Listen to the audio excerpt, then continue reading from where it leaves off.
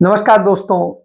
क्या अब जनता यह समझने लगी है कि भारतीय जनता पार्टी के नेता और उनके प्रधानमंत्री सभी झूठे और मक्कार हैं? और क्या नरेंद्र मोदी अब यह मानने लगे हैं कि राहुल गांधी बहुत बड़े नेता हैं और उनके बोलने, उनके करने मात्र से घबराहट हो जाती? तो क्या नरेंद्र मोदी सरकार को लगने लगा है कि उनकी सरकार अब 2024 में जाने वाली है, इसलिए वो तमाम अपराधियों को भी साथ ले रहे हैं, तमाम भ्रष्टाचारियों को भी साथ ले रहे हैं और दफ्तरों में फाइलें भी जलवा रहे हैं?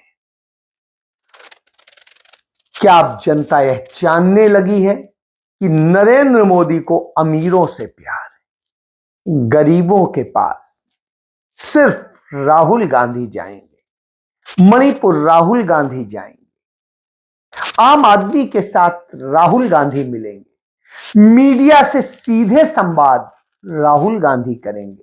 मोदी को डर लगता है। आज यही विषय है आपके साथ। सबसे पहले बीजेपी को मुझे लग रहा था 15-20 दिन पहले 180 तक जाएंगे, अब मुझे लग रहा है 150 तक जाएंगे।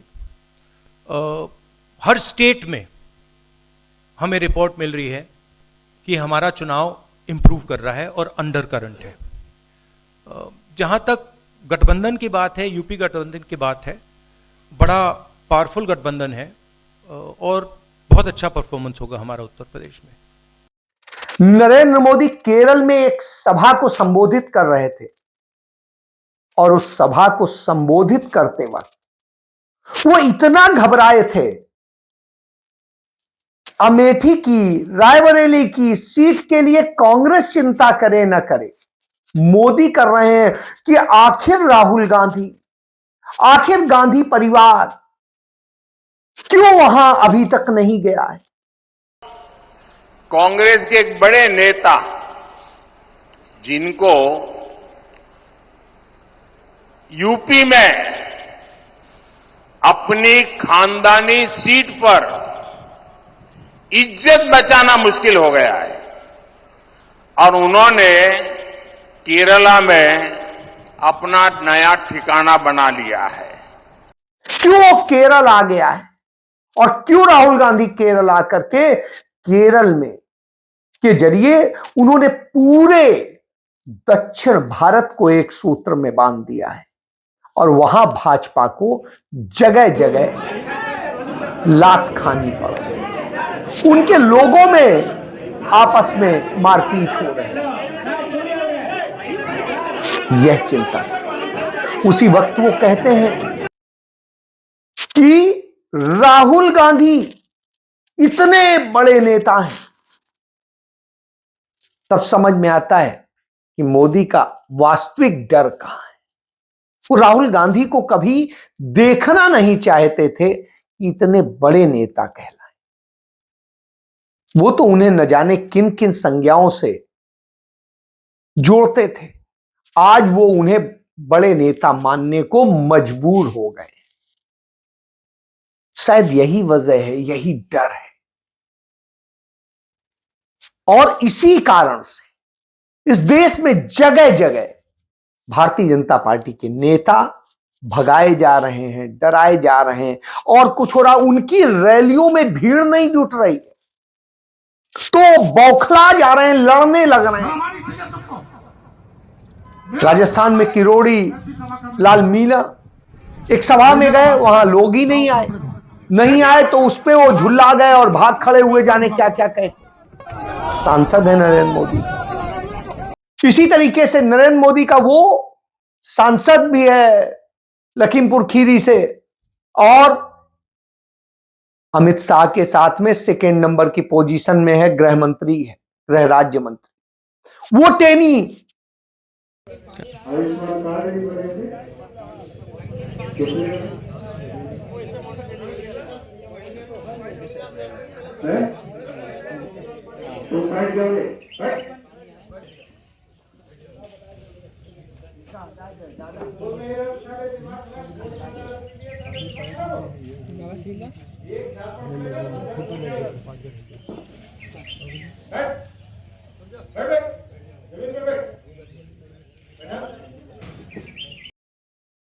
छोटी सी सभा को संबोधित कर रहा था, किसी जनता के व्यक्ति ने कुछ कह दिया तो कहता मार के भगा देंगे, ये कर देंगे।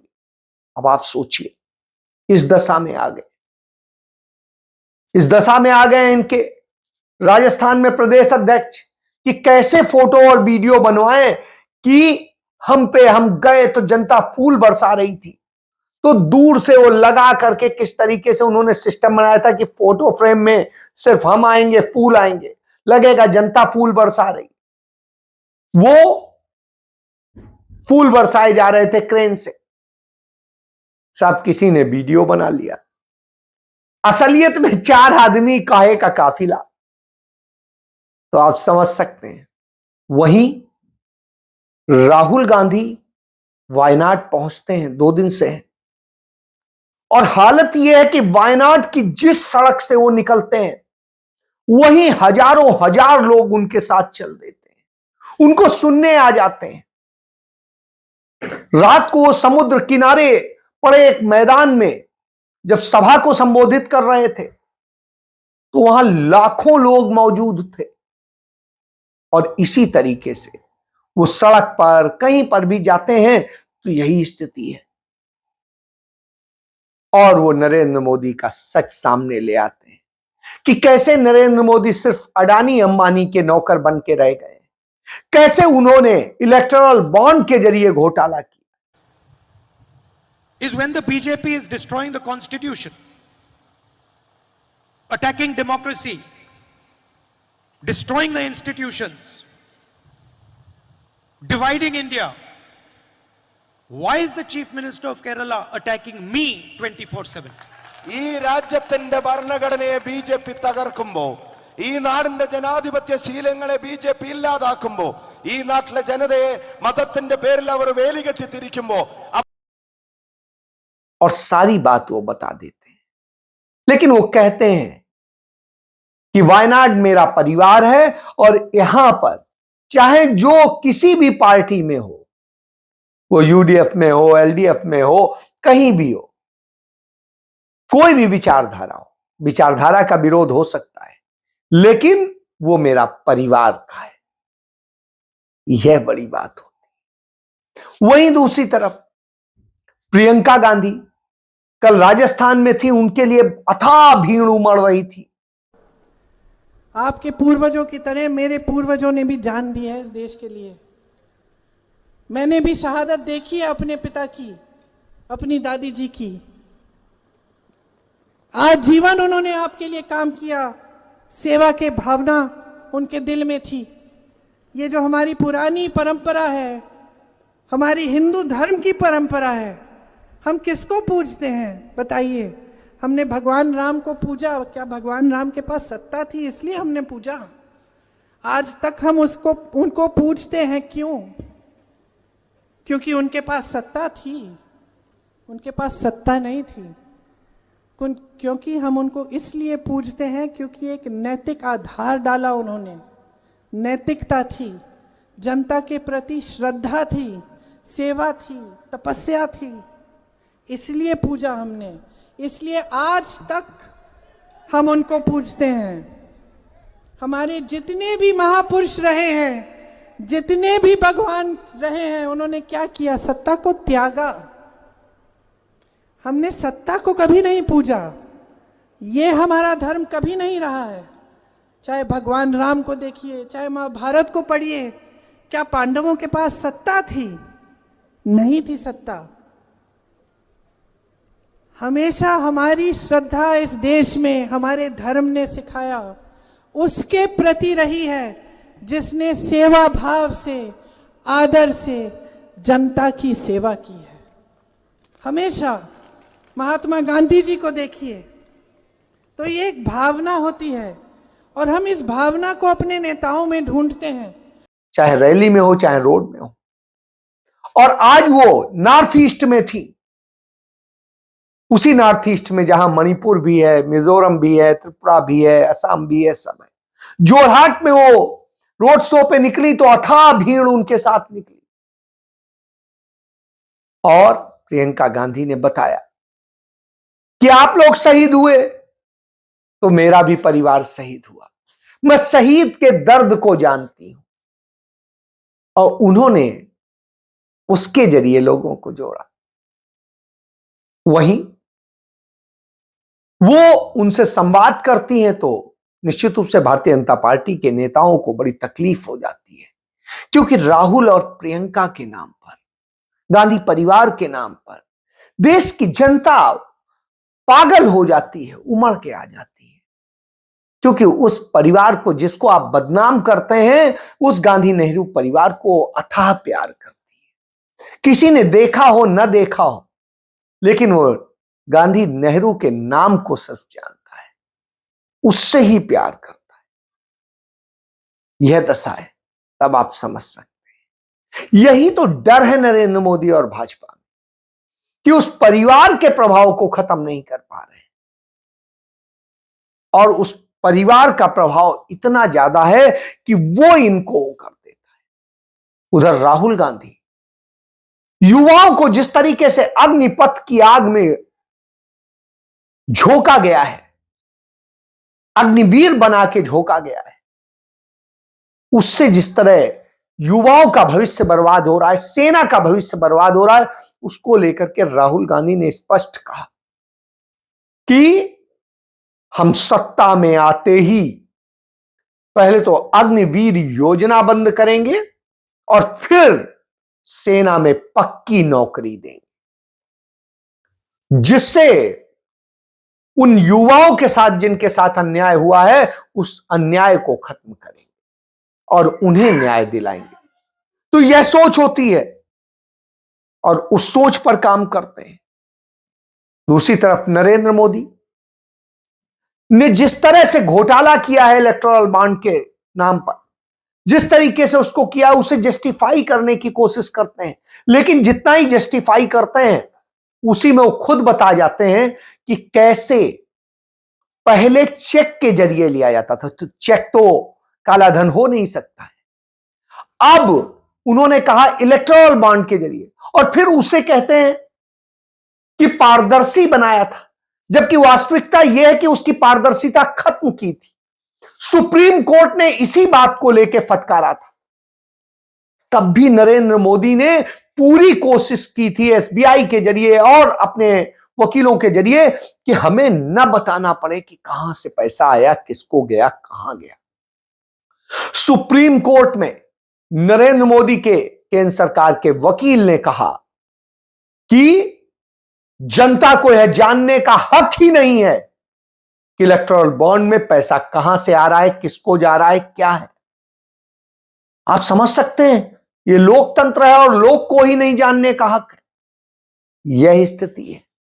इसलिए नरेंद्र मोदी को डर लगता है। नरेंद्र मोदी को इसलिए डर लगता है क्योंकि राहुल गांधी उनके तमाम घोटालों को का खुलासा कर देते हैं। पूरा देश जानता है कि प्रधानमंत्री भ्रष्टाचार के चैंपियन हैं। कुछ दिन पहले प्रधानमंत्री ने एएनआई को बहुत लंबा इंटरव्यू दिया, स्क्रिप्टेड था मगर फ्लॉप शो था। प्रधानमंत्री जी कहते हैं कि इलेक्टोरल बॉन्ड्स का सिस्टम ट्रांसपेरेंसी के लिए लाया गया, राजनीति को साफ करने के लिए लाया गया। अगर यह सच है तो उस सिस्टम को सुप्रीम कोर्ट ने रद्द क्यों किया? ये जो है इलेक्टोरल बॉन्ड्स का जो स्कीम है, ये दुनिया का सबसे बड़ा एक्सटॉर्शन का स्कीम है। हिंदुस्तान के सारे बिजनेसमैन इस बात को समझते हैं, जानते हैं, और प्रधानमंत्री जितनी भी सफाई देना चाहें कोई फर्क नहीं पड़ने वाला है। वो बताते हैं कैसे कैसे क्या करना है। इसीलिए शायद उन घोटालों की जो फाइलें हैं गृह मंत्रालय में और वित्त मंत्रालय में, वहां आज आग लग गई या लगा दी गई और तमाम फाइलें जला दी। क्यों जलाई गई, क्यों लगाई गई, ये तो जांच का विषय है। कौन कौन सी फाइलें जली, यह जांच का विषय है। लेकिन जहां नॉर्थ ब्लॉक में आग लगी है, वहां सबसे अहम फाइलें इतनी अहम है कि जहां से तमाम भ्रष्टाचारियों, तमाम सारे अपराधियों, तमाम गैंगस्टरों और सबकी फाइल,